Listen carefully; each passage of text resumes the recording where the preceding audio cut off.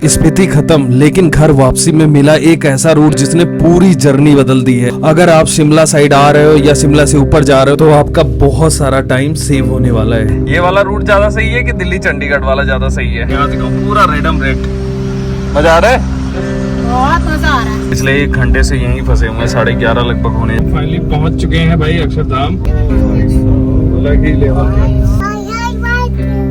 तो जी good morning. आज दूसरा दिन है हमारी जर्नी का और आज हम निकलने वाले मिनी कहाँ पे? घर की तरफ। करेक्ट, आज घर की तरफ। रास्ते में थोड़ा सा अभी नारकंडा से हम पहले रुके हुए हैं, बाकी गर्मी बहुत है यहाँ पे। नारकंडा में थोड़ी ठंडी मिलेगी तो हो सकता है थोड़ा बहुत ब्रेकफास्ट वहाँ पे करें, है ना? हाँ, थोड़ा ठंडी में हम अपना ब्रेकफास्ट नहीं करेंगे। ब्रेकफास्ट करके फिर लेके कहाँ से चलेंगे? हम लेके आज जाने वाले हैं आपको दिल्ली देहरादून एक्सप्रेस वे से। अच्छा, दिल्ली देहरादून से? करेक्ट चंडीगढ़ से जाएंगे? करेक्ट करेक्ट, चंडीगढ़ से नहीं, दिल्ली देहरादून एक्सप्रेस उससे शॉर्ट रास्ता दिखा रहा है और आप लोगों को भी पता चलेगा कि वो कैसा है। तो चलो यात्रा की शुरुआत करते हैं। चलो जी, बोलते हैं हर हर महादेव महादेव। तो जी नारकंडा यहाँ से है 30 किलोमीटर और अब हम सीधे नारकंडा बढ़ेंगे। नारकंडा पे चढ़ाई है, जाहिर सी बात है। तो सबसे पहले हम नारकंडा ही जाने वाले हैं और अब नारकंडा के बाद सीधा शिमला, शिमला से सीधा Delhi Dehradun express way. Morning में घड़ी में बज चुके हैं 7:32 और यहाँ से टोटल जर्नी जो होने वाली है वो 12 घंटे की अप्रॉक्स होने वाली है, 500 किलोमीटर की। तो अब देखते हैं कैसी अपनी ट्रिप रहेगी और आप लोगों के साथ शेयर करेंगे आज वाला दिन। चलो आज की जर्नी का मैं पार्ट बता दूं कि हमारा दिन कैसे स्टार्ट हुआ है। हम थे बिठाल में रुके हुए। बिठाल में कभी मत रुकना, बहुत गर्मी पड़ती है। अब हम आ चुके हैं कुमारसैन। कुमारसैन एक ऐसी जगह है, जब आप काजा जाते हो या तो आप चिटकुल जाते हो तो एक ऐसी जगह जहाँ पे आपको बहुत सारे लूप्स और पूरी तरीके से ग्रीनरी मिलने वाली है। ये एरिया जो है ना बहुत ही एक नंबर है। काफ़ी ठंडक यहाँ रहती है। आपको चीड़ के पेड़ और देवदार के पेड़ देख के पता चल गया होगा, इसकी हाइट बहुत है। नीचे तो आपको रामपुर बिठाल साइड बहुत गर्मी मिलने वाली है, लेकिन जैसे ही नारकंडा साइड बढ़ोगे पूरी तरीके से ठंडी रहेगी। तो मैं हमेशा यही रिकमेंड करूँगा उस साइड कभी मत रुकना। अगर रुकना हो तो इस साइड आके आप कभी भी रूम देख सकते हो, कोई एक स्टे देख लो और आराम से अपना मिडवे का स्टॉप ले सकते हो। अभी तो फिलहाल हम पहुंच चुके हैं कुमारसैन और कुमारसैन में एक चीज़ और रिकमेंड करूंगा, अगर आप यहाँ पे हो ना तो यहाँ की जो मधुमक्खी वाली वो हनी होती है वो ज़रूर लेना, बहुत ही फेमस है और एक नंबर भाई क्वालिटी यहाँ पे मिलती है। मौसम अभी एक नंबर साफ़ है। अब हम सोच रहे हैं कि कोई अच्छी सी जगह मिले जहाँ पे हम अपना ब्रेकफास्ट करें, लेकिन ब्रेकफास्ट के लिए सबसे ज़्यादा ज़रूरी है वो ये है कि भाई कुछ ठंडक वाली जगह मिले। भाई गर्मी में तो नहीं हो पाएगा ब्रेकफास्ट। रातों में तेरी यादों का दिया जलता रहता है दिल मेरा, तेरे ख्वाबों में धीरे बहता रहता है।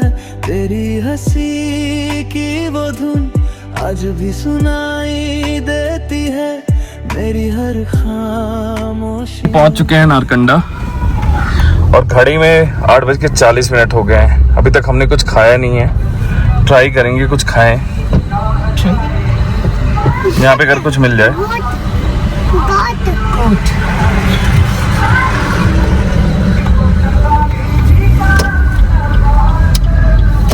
रश बहुत हो रहा है नारकंडा में।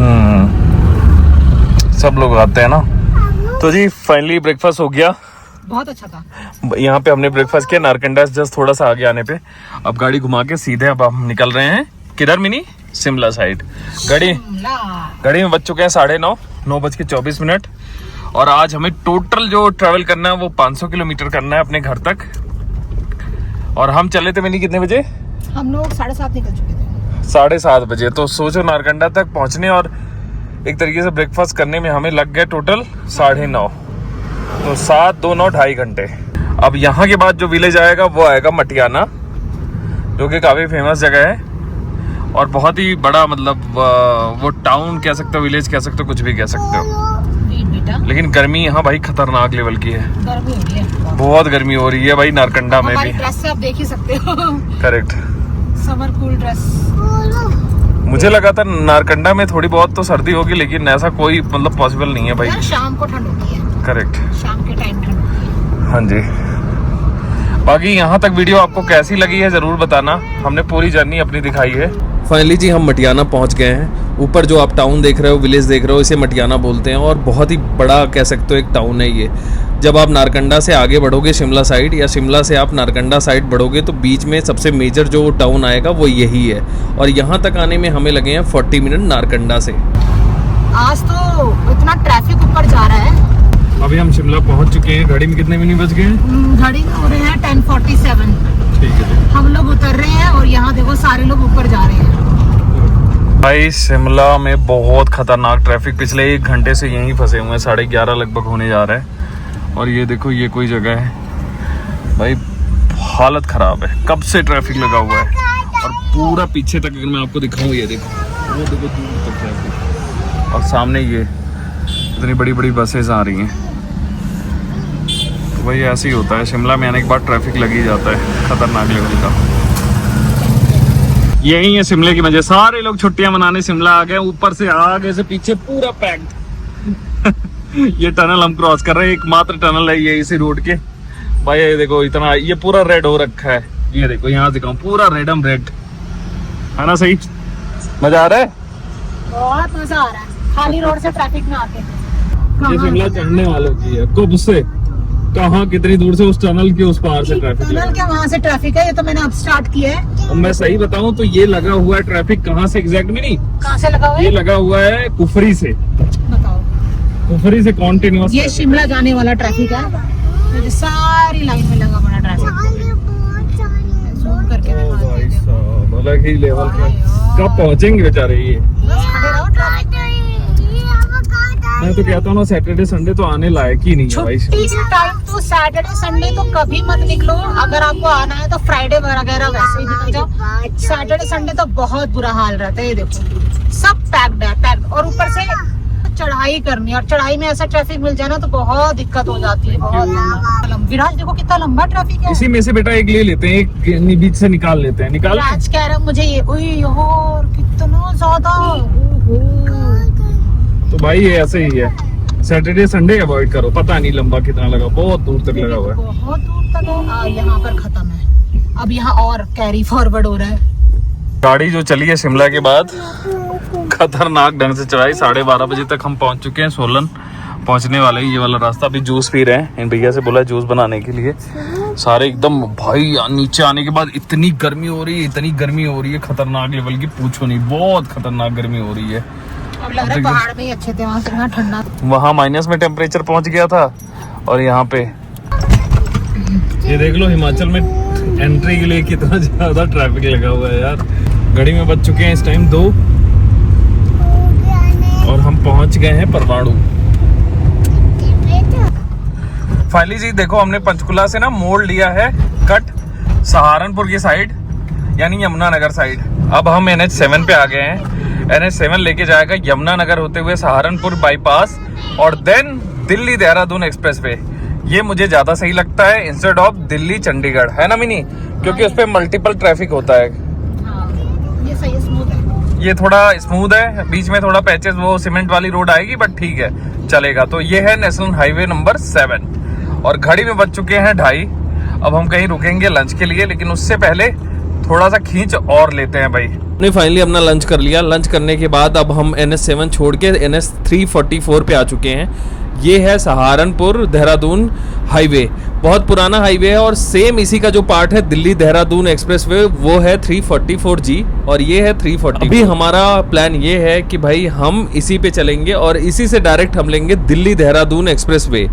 अब आपके मन में ये भी ख्याल आ रहा है कि हमने पुराना वाला हाईवे जो ट्रेडिशनल रूट है वो क्यों नहीं लिया।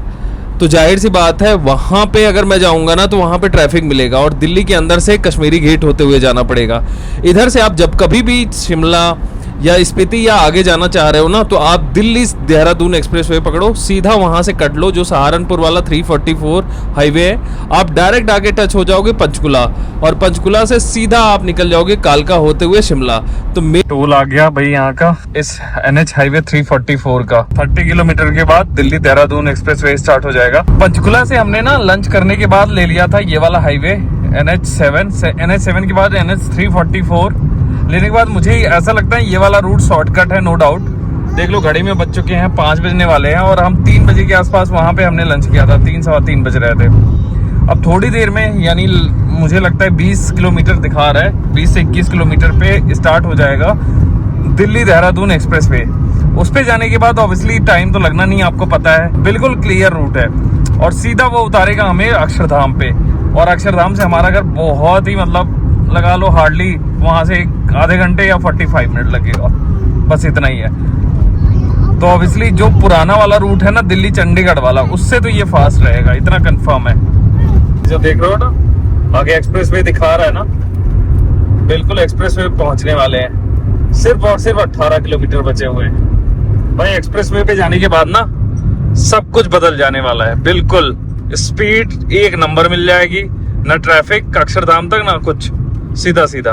तो ये ज्यादा सही लगता है। वहां से उस साइड से अगर मैं आता ना, तो जाहिर सी बात है मुझे ना कश्मीरी गेट के आसपास, फिर मन्नू के टीले के आसपास से ट्रैफिक स्टार्ट हो जाता और बहुत इरिटेटिंग लगता वो।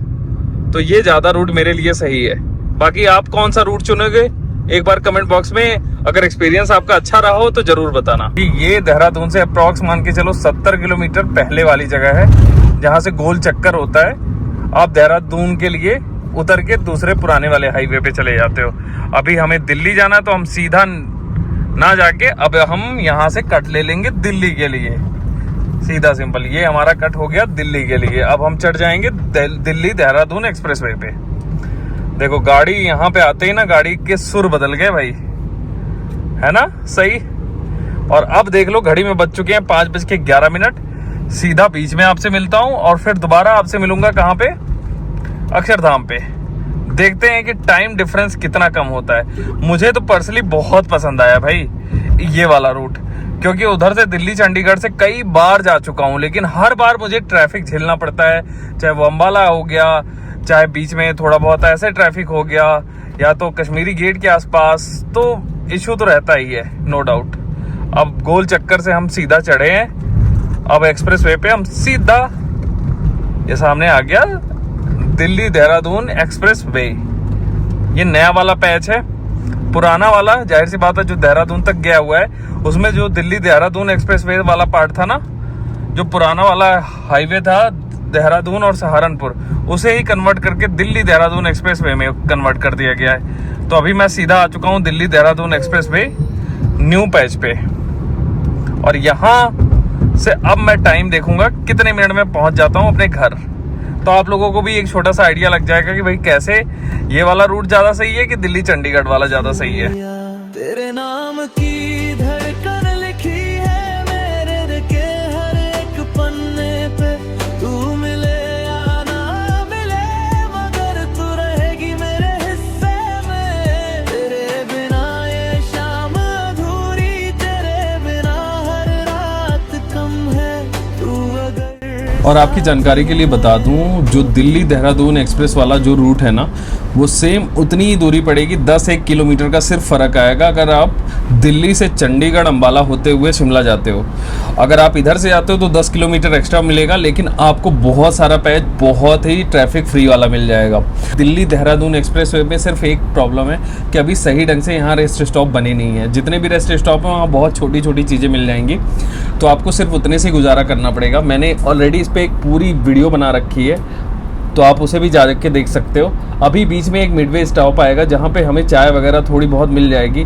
बच्चों का मन हो रहा है फ्रूट खाने का, तो एक बार मैं देखता हूँ फ्रूट अगर कहीं मिल जाता है तो फ्रूट खा लेते हैं। इस पे बहुत अलग अलग तरीके से कनेक्टिविटी है। आगे आने वाले टाइम में लाइक जैसे हरिद्वार जाना है तो जो सामने आप देख रहे हो यहाँ से डायरेक्ट हरिद्वार जा सकते हो, और यहीं से डायरेक्ट आप गंगा एक्सप्रेस वे पे भी जा सकते हो। तो बहुत कुछ कनेक्टिविटी है।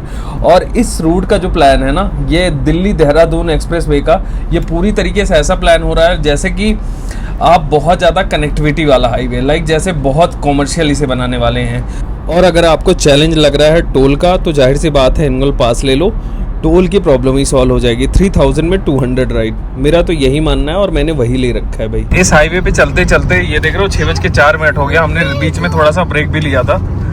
ब्रेक में क्या नॉर्मली कुछ ऐसा तो मिलता नहीं, आपको पता है। थोड़ा बहुत हमने स्नैक्स लिया, स्नैक्स लेने के बाद हम निकल पड़े हैं फिर से।